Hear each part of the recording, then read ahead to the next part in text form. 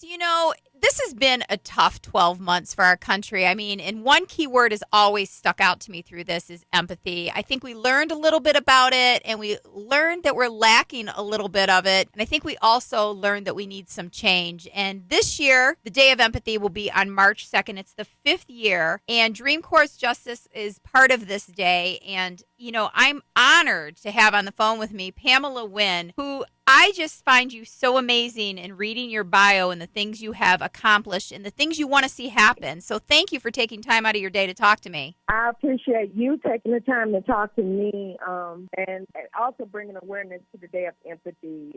We need as much support as we can get, and we're always excited when someone is, ready to show us some empathy and ready to bring awareness to the things that are important to us. I think this past year, especially during the pandemic, we found that we need to make some changes. I was reading up on you, doing a little research, and I came across the article you did with Essence about 2 years ago. And what caught me is the first line of the article where it says, Pamela Winn never meant to share her story. But your story is really what's powering you through making a change. Give people a little bit about the background. So I was a registered nurse. I'm originally from Atlanta, Georgia, from the South. I come from a typical Southern family. I was the first person to graduate high school and college in my family and start a business. And I was a registered nurse. I owned a couple of businesses, but what I didn't have was any experience or anyone to guide me in those endeavors. And so I pretty much did as I had always done growing up, was figure things out on my own. And unfortunately, what I figured out when I was having business issues was not correct, and due to bad business decisions, I ended up with a 78-month federal sentence. And when I was incarcerated, I found out that I was pregnant, and the facility that I was being held in was a private prison that contracted with the Federal Bureau of Prisons. So every time they would transport me back and forth to court, I would be shackled. And one day, I was shackled and trying to get up in the van, and I misstepped and I fell. And from there, I started having bleeding and issues. And that's when I found out from the medical staff that they told me that the facility was made for men. They didn't expect to have women.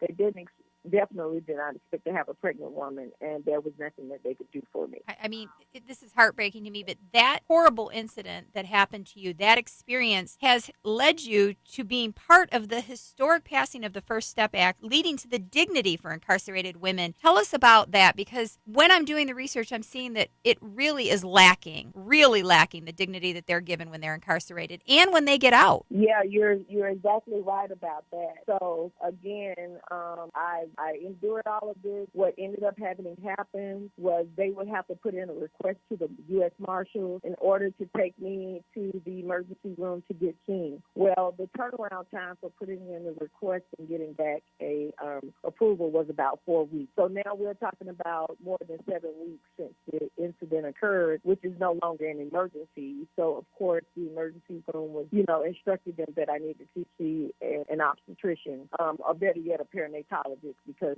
there was some incident that put me at high risk. And because they did not have that in the request, I wasn't able to stay there and see another doctor. They had to bring me back, do another request, another 4 weeks. I went out to an obstetrician.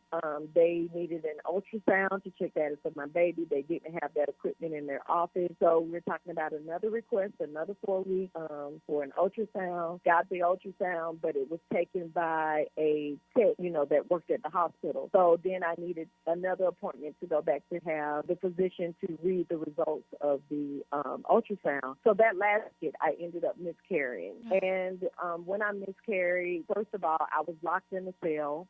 There was no call button or any way for me to call for help. It started like around 10 o'clock at night. It was after 2 in the morning before anybody ever came. Then there was a debate of whether to take me directly to the hospital, call 911 and take me to the hospital, or should they call the marsh? During the time that I was miscarrying in the cell, I couldn't see because it was black inside. There was only like a small window at the very top. And when they opened the cell door, there was blood everywhere. So the fact that they were debating on what to do was really astounding to me. It was very scary for me. Not only was I worried about the safety of my baby, I was also worried about my own. Eventually, after begging and pleading, they went ahead and called 911 and took me to a hospital. And at that time, the marshals met me at the door and immediately handcuffed me to the bed. And I endured the rest of my miscarriage, shackled to the bed with two male officers between my legs that refused to give me any type of privacy, which was very dehumanizing. The biggest insult to the whole incident was after the bleeding had subsided enough and they were able to do an ultrasound to check the status of my baby, they told me I had passed my baby and asked for the marshals and the officers for all of the linen that I had bled on so that they could, check it for my baby to make sure that it was intact and they wouldn't need to do another procedure called a DNC. And the officers nonchalantly stated that they threw it in the trash. So to hear that my baby, a part of Right. had been discarded as trash was very disheartening. See, this is that part that you're rallying for, so other women don't go through what Yeah, you went through. It's dignity. I heard you say that more than once. exactly. Incarceration Exactly. does not mean you don't deserve dignity, and to some aspect. And what are you looking to do? I mean, where is, I know the Day of Empathy is making changes, but right now more than ever, what are you looking to see happen? But this is what I'm looking to see. Even after enduring all that and then coming home and trying to seek some type of justice, I kept being told that there was nothing that I could do. I was invited to be on a panel for the Drug Policy Alliance International Conference that was held here in Atlanta, and the topic that I was speaking on was called "Who benefited from the war on drugs?" And the panelists that spoke before me were a bunch of researchers and attorneys, and they were talking about private prison. I remember sitting there. First of all, I was thinking to myself, why was I even on this panel? Because all of these people, had all this professional experience, and I didn't have any of that, and all this data, that I didn't have and wasn't aware of. I was learning it for the first time listening to them. And when one of them said that the private prisons made nearly $54 billion a year, I just remember feeling very hot on the inside, like just really upset, because all I could think of is these people received this type of money and they couldn't even get me decent medical care. And I was just replaying in my mind how they had, and the fact that, that treatment caused baby lose his life. And so by the time they got, everything that was in me just came out of my mouth. I wasn't really even aware of what I had. My emotions took over, and I just know that when I stopped talking, I looked up, everybody was giving me a standing ovation. Everybody wanted to talk to me, and I remember asking the lady next to me, what happened? What did I say? She said, you said some very powerful things. That day I just took it over, and it was just too much, and it came out. But was like the turnaround point for me, because I was like, enough is enough. And what I want to achieve from this is, one of them is to change the narrative around women, incarcerated and formerly incarcerated women, to let people know that we are just like any other woman. We're mothers, we're sisters, we're wives, we're all of that. We have the same concern and care about our families and our kids as any other woman. That's the first thing I want to achieve, changing the narrative that people look at us as women, not as the mistake that we made.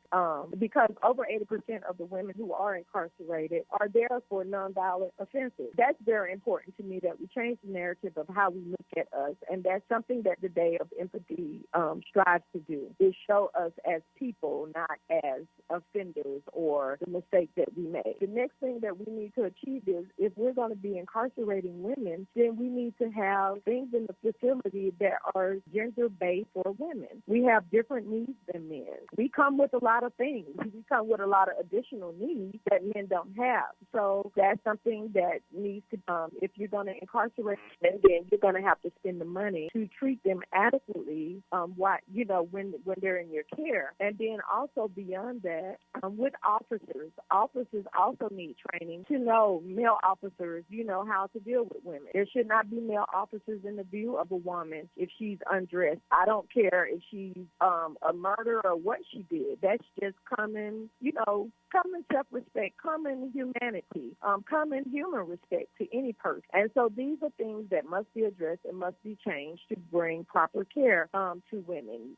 That's why we see so many stories where women are having babies by themselves in their cells or getting sterilized without their consent because no one knows where we are. We don't know where they are. We don't know how many there are there. We don't know how many are pregnant there. So we're pretty much at the whim of wherever we're detained at. And ultimately, I feel like no pregnant woman should be incarcerated. I currently have legislation now called the Women's Care Act, and CARE is an acronym for Childbirth Alternatives, Resources, and Education. And what this legislation will do is if a woman is convicted and sentenced to serve time, her serving of that time will be deferred 12 weeks to after she has her baby. And so we're asking for them to defer that time serving that sentence until 12 weeks after she has the baby. And at least with 12 weeks with her baby, she can at least be able to breastfeed and build some type of bond with that child. Also, it will allow her the time because usually when a woman gives birth in an institution, she only has 48 hours max out where that baby's going to go. And if she doesn't have a plan, then they make their own plan. And their plan usually involves her losing her parental rights, not knowing where her baby is, and then coming home and having to look for the baby and fight for the baby. So you can imagine what kind of anxiety that will create for a woman. That shouldn't be. And 12 weeks would allow this woman enough time to put a plan in place right. that she's comfortable with her baby. So when she does go in to serve her time, at least she's, content and, not anxious about what's going on with her child because she knows and she can have that communication with her child. And, you understand what I'm saying? So I absolutely these are do. the things that are important to me and the things that I work upon, and definitely shackling and solitary confinement. No, the shackling is horrible. It's not even necessary. I mean, where's a woman going to go? Especially during birth, I don't know any woman that can get up off a table with a human being coming up out of her and try to escape anything. Right. And I mean, in criminal justice policies don't only affect the person that's incarcerated, it affects the families and lives to come. And, it's about humanizing people behind bars. And that's why the Day of Empathy is so important. And if you don't think it's making a difference already, you're so wrong. The Day of Empathy and Dream Corps Justice Team has been responsible for doing bipartisan legislative victories over the past 5 years in passing of the historic First Steps Act, what you were a part of, for the dignity of incarcerated women, has changed laws in more than a dozen states already. And to date, it's 16,000 people are home from prison and positively changed conditions for more than 32,000 incarcerated women. That's already happened, but more needs to be done. And that's why, talking with you, we want people to get involved. You can get involved because with Day of Empathy, Dream Corps Justice launches a nationwide day of action to reform criminal justice. You can get involved. We have the link in the story. You can sign up because they're doing an amazing virtual summit on March 2nd at 6 o'clock with speakers that are going to challenge you to really look at how things are being done now and be part of the change, like Pamela is. You are such a big part of the change and such a positive light when it comes to this. Thank you so much. I appreciate that. Yeah, it has been an honor. I'm hoping that my light will continue to shine and I can continue to make an impactful change for more women because it's much needed. It's not only needed for the women, but more importantly for our kids, and our families that we leave behind. Absolutely. Pamela Winn, it has been such an honor to talk to you. Truly an honor. And thank you so much for sharing your story, because I know it's going to lead to the change happening. Thank you so much. I appreciate that. And thank you for your support. Absolutely.